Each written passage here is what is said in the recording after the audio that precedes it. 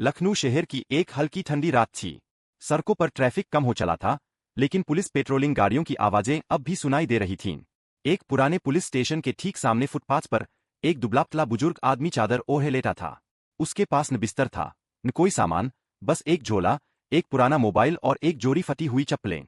नाम था शिव शंकर चौधरी, उम्र लगभग 75 साल। झुर्रियों से भरा चेहरा, लेकिन आंखों में आज भी वही तेज, जो किसी जमाने में पूरे महकमे को सीधा कर दिया करता था। लेकिन आज वो चुप था, छका हुआ, शायद बीमार या शायद कुछ सोच रहा था। थोड़ी देर में एक पुलिस जीप वहां से गुजरी। उसमें से एक हेड कांस्टेबल उतरा, नाम था मनोज तिवारी। वो बोला, ओए उठो बाबा, यह होटल नहीं है समझे। चल, चल, कहीं और जाकर सो। शिव शंकर ने धीरे से चादर हटाई, आंखें खोली और बैठ गए। उन्होंने कुछ नहीं कहा, बस शांति से मनोज की ओर देखा।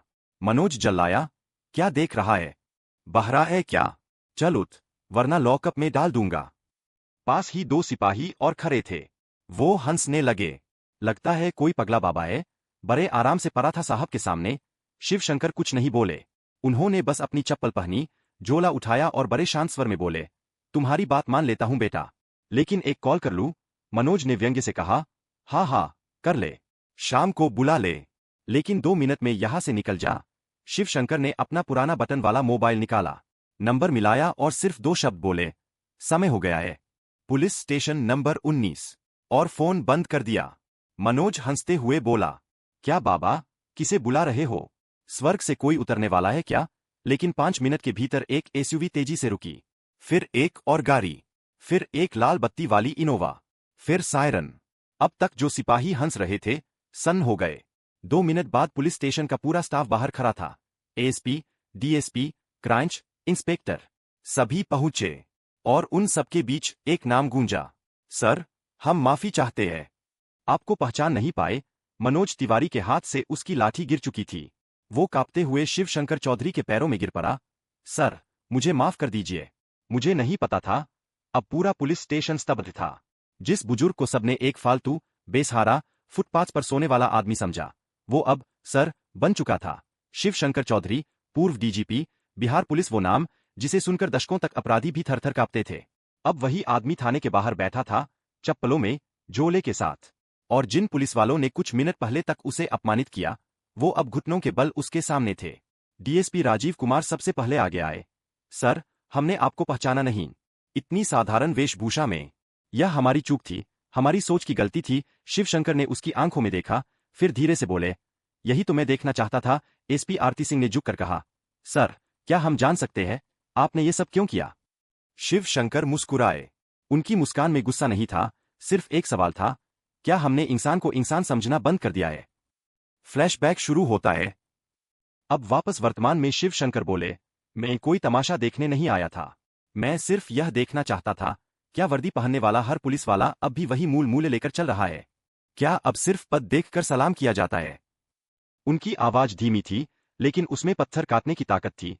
तुम सब ने मेरा अपमान नहीं किया। तुमने एक गरीब को, एक इंसान को, एक नागरिक को अपमानित किया। और याद रखना, हर बुजुर्ग भिखारी नहीं होता। कुछ ऐसे होते हैं जो तुम्हारे पूरे विभाग को उठाकर खड़ा कर सकते हैं।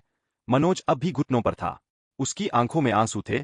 सर, मुझे माफ कर दीजिए, मैं आपकी ट्रेनिंग में था, तब नहीं पहचान पाया, आज तो और भी अंधा हो गया। शिव शंकर ने उसे देखा, फिर पास आकर उसका कंधा पकड़कर उठाया। सजा से ज्यादा जरूरी है सीख। अगर तुम आज बदल जाओ, तो यही मेरा सबसे बड़ा सम्मान होगा। एसपी आरती ने कहा, सर, हम चाहते हैं कि आप हर थाने में जाकर अपनी बात रखें, ताकि ये गलती कोई और ना दोहराए। ओ, लेकिन बिना बताकर, क्योंकि असली परीक्षा तब होती है जब तुम नहीं जानते कि कौन देख रहा है। उस रात की कहानी थाने की 4 दीवारों में नहीं रुकी, वो पुलिस वालों के जहन में उतर चुकी थी। अगली सुबह थाने के बाहर एक बोर्ड लगा, मानव गरिमा दिवस। हर महीने की पहली तारीख को हर पुलिसकर्मी को हर नागरिक से सम्मान और संवेदना से पेश आना अनिवार्य होगा, चाहे उसके पास वर्दी हो या नहीं, नाम हो या पहचान। और उस बोर्ड के नीचे एक तस्वीर थी, शिव शंकर चौधरी, चादर ओढ़े फुटपाथ पर लेटे हुए, और नीचे लिखा था, असली ताकत कभी शोर नहीं मचाती। 1 हफ्ते बाद पटना पुलिस ट्रेनिंग अकादमी में वही बुजुर्ग मंच पर बोले, वर्दी इज्जत दिला सकती है, लेकिन इज्जत बनाए रखने के लिए इंसानियत चाहिए। अगर तुम्हारा सलाम सिर्फ ऊंचे पद देखकर होता है, तो याद रखो, तुम सिर्फ वर्दी पहनने वाले बनोगे अफसर नहीं, अब हर नई शिकायत से पहले डीएसपी बस एक सवाल पूछता, क्या हमने उसकी आवाज को सुना? और फिर वही दृश्य दोहराया गया। एक और सुबह एक बुजुर्ग अस्पताल के बाहर फटे कपड़ों में बैठा था। लोग हंस रहे थे, वीडियो बना रहे थे। तभी एक ट्रेनी सिपाही आगे आया, झुका और बोला, बाबा, कुछ चाहिए क्या? अंदर चले। बुजुर्ग ने उसकी पीठ झपच पाई। अब उम्मीद जिंदा है बेटा, उम्मीद जिंदा है। कभी किसी की हालत देखकर उसे छोटा मत समझो।